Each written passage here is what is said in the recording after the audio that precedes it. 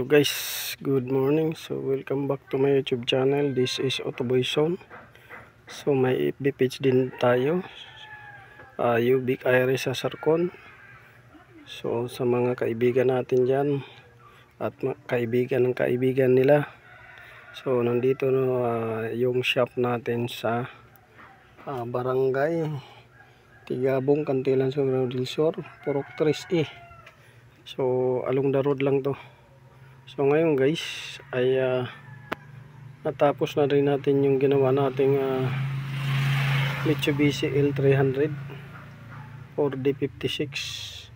So ating inayos to. So maraming problema to. So inantay lang natin yung mga parts na dumating. So isa-isahin natin yung problema nito, kung ano yung mga pinalitan dito at ano yung symptoms. So una guys, ang problema nito ay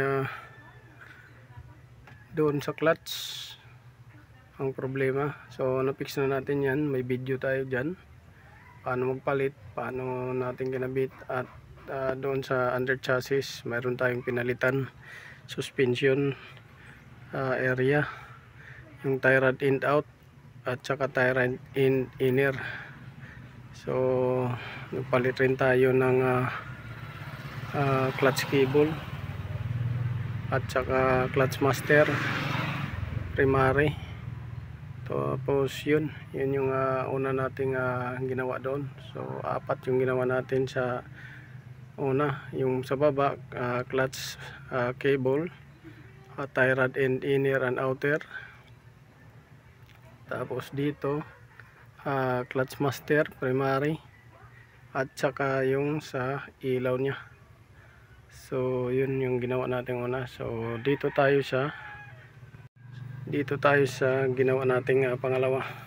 So release na sana natin to guys nung una nating ginawa, kaso may nakita tayong leaking.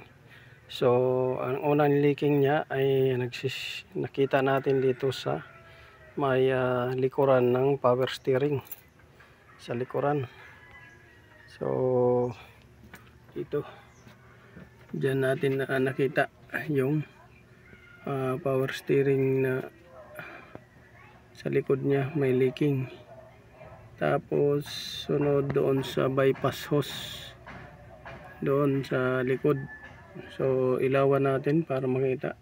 So yung una nating nakita ito dito sa likod ng power steering pump, itong bypass hose nag-leak dyan hanggang doon sa bypass pipe nya, at saka may hose doon na bypass dalawa nag-leaking din doon.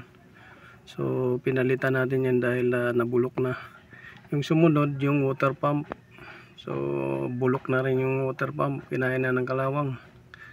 Tapos nagpalit tayo ng belt, ayan, dalawang belt, at nagpalit din tayo ng timing belt.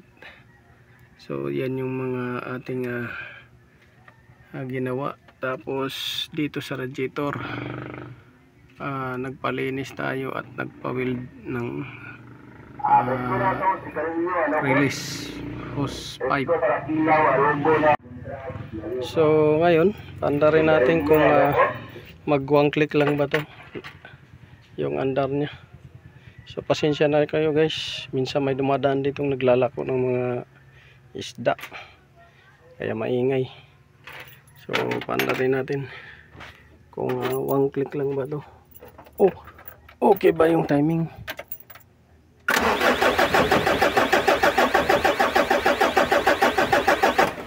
Kailangan pang heater to guys, heater natin.